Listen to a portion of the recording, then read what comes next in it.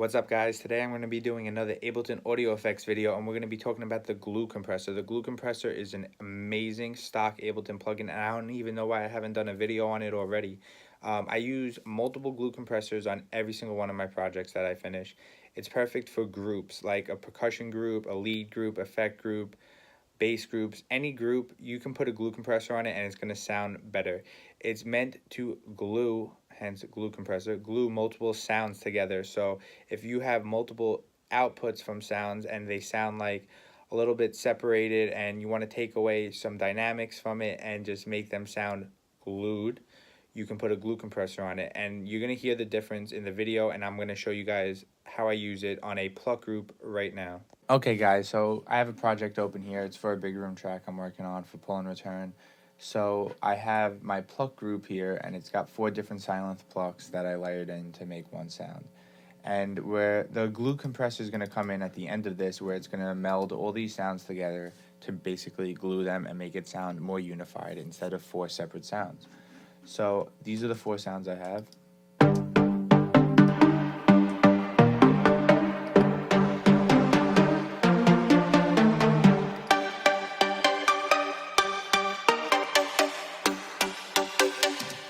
All right, and that's it. So nothing really crazy on the individual channels, just some EQing. But on the group, I have a Camel Crusher, obviously.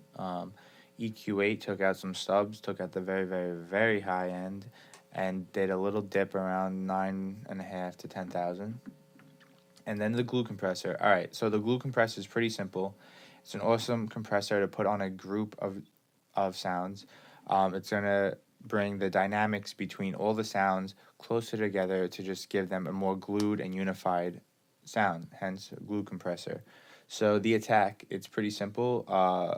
You can go, I think it's milliseconds. I have it at 1 or maybe once. Yeah, I'm pretty sure it's milliseconds. Let me just make sure here. Doesn't even say, yeah, milliseconds. So I keep it at 1 millisecond. Actually, I'm going to move this to 3 because it's a pluck and I want the transients to come through more. So the faster your attack, the less of a transient you're going to get. And then you have the release, which is how fast it's going to be released after it reaches the threshold. So the ratio is 2, 4, and 10 to 1, which is going to be how much gain reduction you're going to get when it does reach that threshold. And you set your own threshold.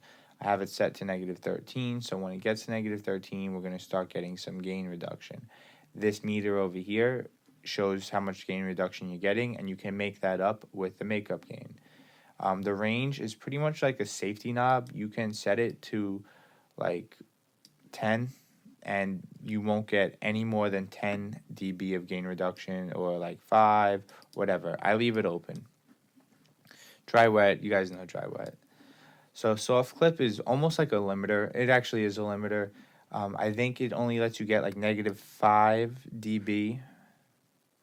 Yeah, it will only let you get an output of -5 dB, and then after that, it will start limiting the sound. So I'm leaving it on for this one. Sometimes I leave it off. It's really how I like the sound. So I liked it on, so I left it on for this.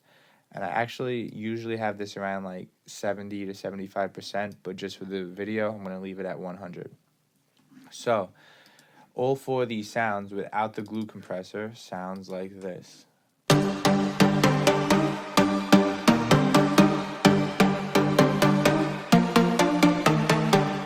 It doesn't sound terrible, but you can definitely see that each one has a little bit of a different volume output coming from it, and you can hear that there are multiple sounds coming through instead of just one sound. So with the glue compressor on, you're going to hear the difference if you're on monitors or a good set of headphones. You're not going to really hear a difference if you're on like your laptop speakers. So this is it off, and I'm going to turn it on halfway through.